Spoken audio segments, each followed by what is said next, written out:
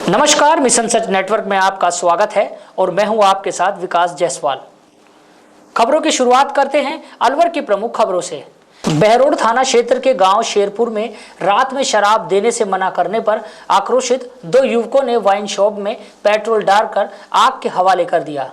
धुआं होने पर अंदर सो रहे सेल्समैन ने पानी डालकर आग पर काबू पाया। गनीमत रही कि बड़ा हादसा टल गया।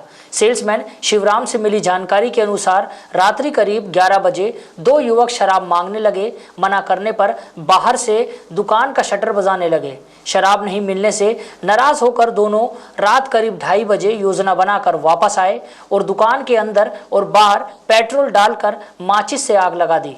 पूरी वारदात दुकान में लगे सीसीटीवी कैमरे में कैद हो गई। आगजनी की सूचना सेल्समैन ने ठेकेदार कंवर सिंह व पुलिस को दी। पूछताछ में सामने आया कि आग लगाने वाले दोनों युवक गांव शेरपुर के निवासी हैं। उनकी पहचान कर ली गई है और उन्हें पकड़ने के प्रयास किए जा रहे हैं।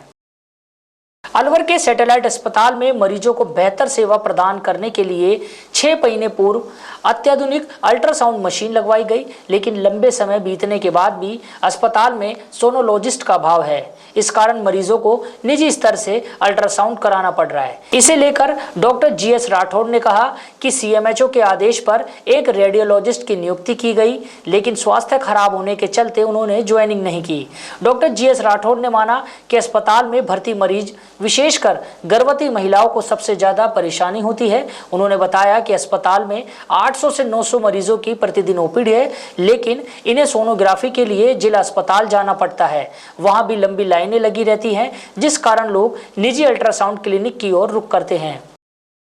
देखिए, सोनोग्राफी मशीन जो है हमारी यहाँ पर जो है 16 फरवरी 2024 को माननीय मंत्री महोदय ने इसका उद्घाटन किया था, लेकिन तब से ही हम प्रयासरत हैं कि सोनोलॉजिस्ट यहाँ पर आए और सोनोग्राफी शुरू करे, जिससे कि मरीजों को जो है राहत मिल सके।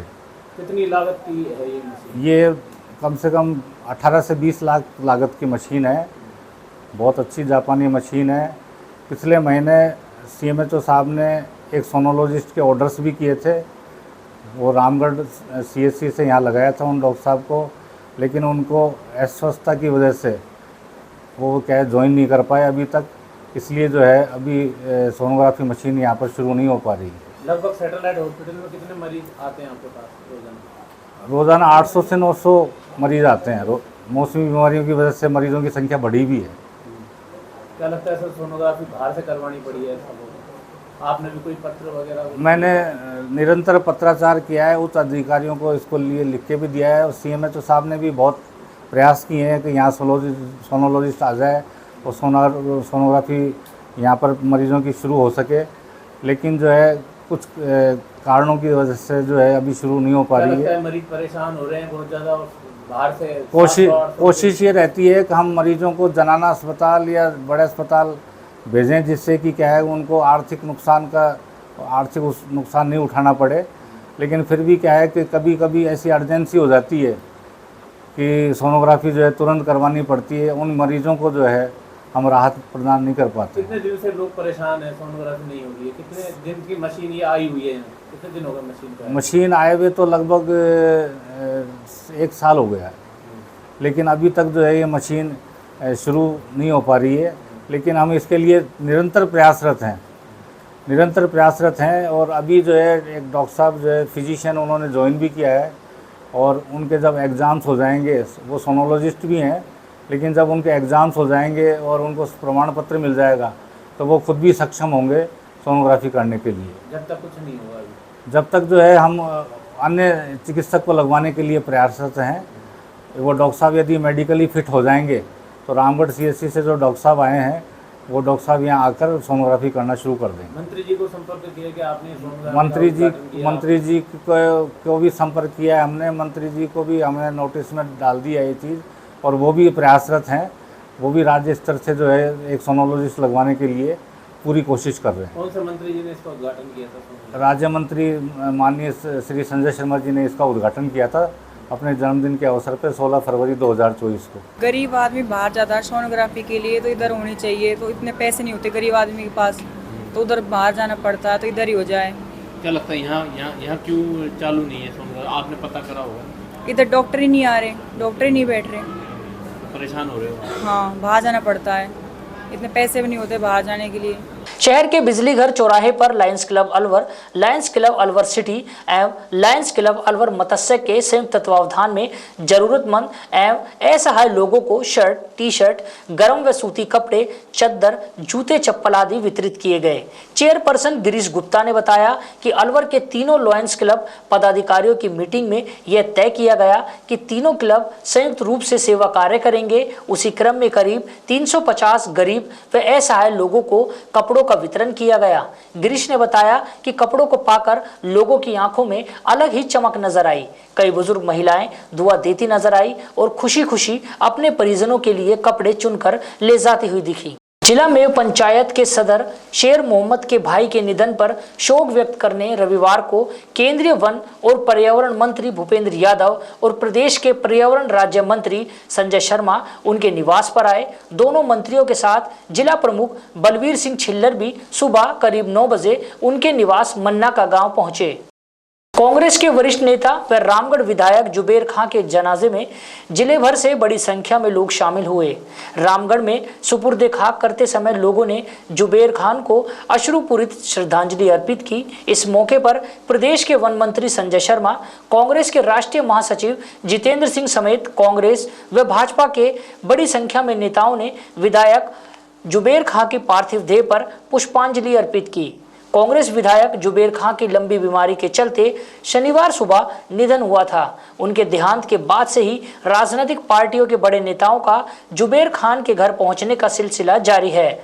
सभी परिवार को सांत्वना व ढांढस बंधाने के लिए पहुंच रहे हैं। इसी क्रम में रविवार को केंद्रीय मंत्री भूपेंद्र यादव भी जुबेर खान के निवास पर पहुंचकर उनके परिवार से मिले और उन्हें सांत्वना दी। राष्ट्रीय स्वयंसेवक संघ के संघ चालक मोहन भागवत ने स्वयंसेवकों को परिवार और समाज से जुड़े 5 सूत्र बताए। उन्होंने कहा, हम कहां पिछड़ रहे हैं इसके बारे में चर्चा करने की जरूरत है। गरीब के साथ जुड़ाव रखें, उनको घर पर लेकर आएं और उनके घर पर भी जाएं। समाज को जाति के नाम पर नहीं, हिंदुत्व के नाम पर जोड़ें। हर वर्ग से संपर्क बनाए रखें। आरएसएस प्रमुख मोहन भागवत इंदिरा गांधी स्टेडियम में स्वयं सेवकों को संबोधित कर रहे थे। मोहन भागवत अलवर में 5 दिन के प्रवास पर हैं।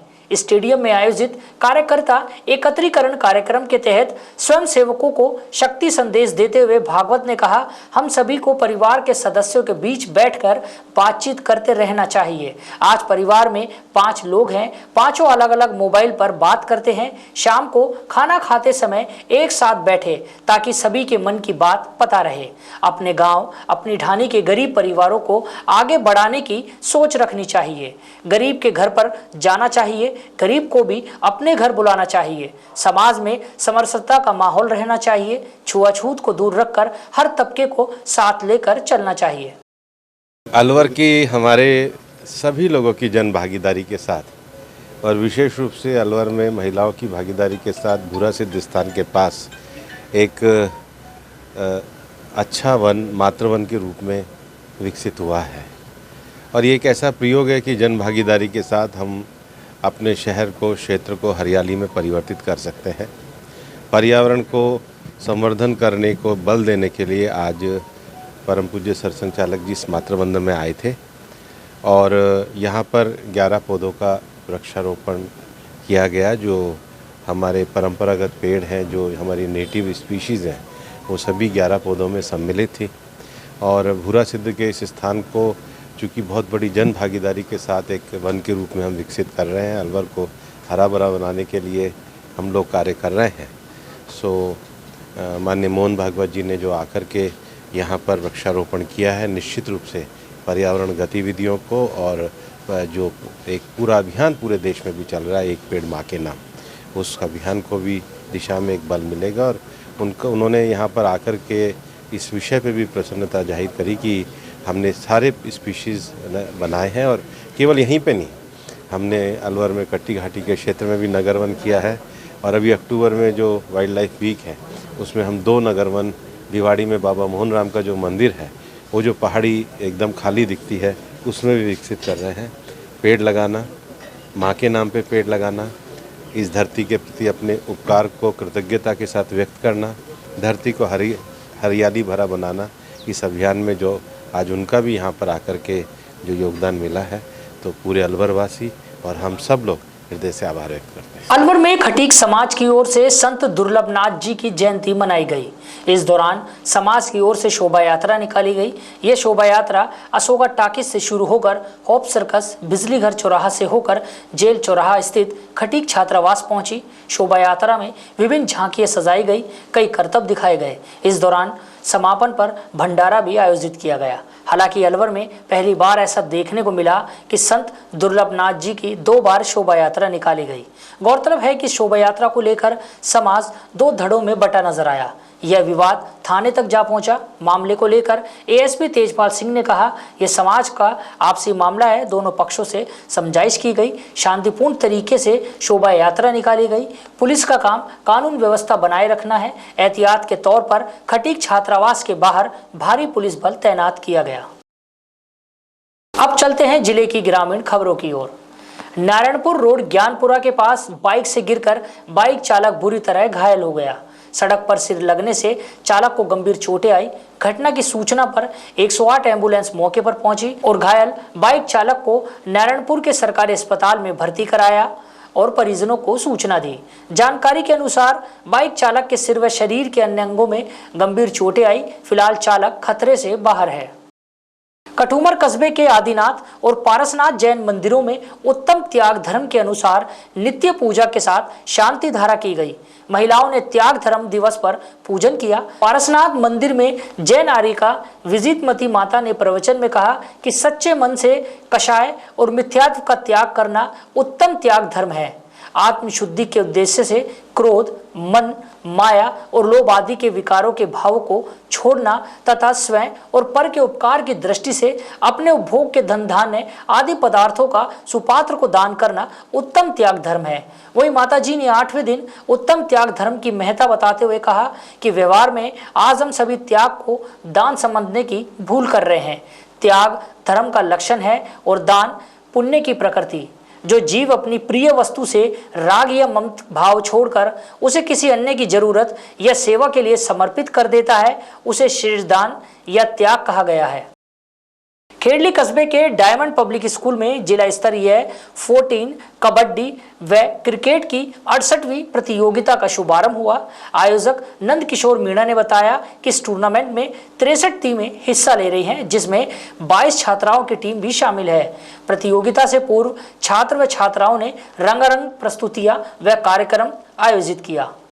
मानव जीवन में खेल और स्वास्थ्य एक दूसरे के परिसौती शब्द हैं। इन पे अपन इससे क्या है, खेल से व्यक्तित्व में सामाजिक और शारीरिक विकास का बहुत ही महत्वपूर्ण योगदान रहता है।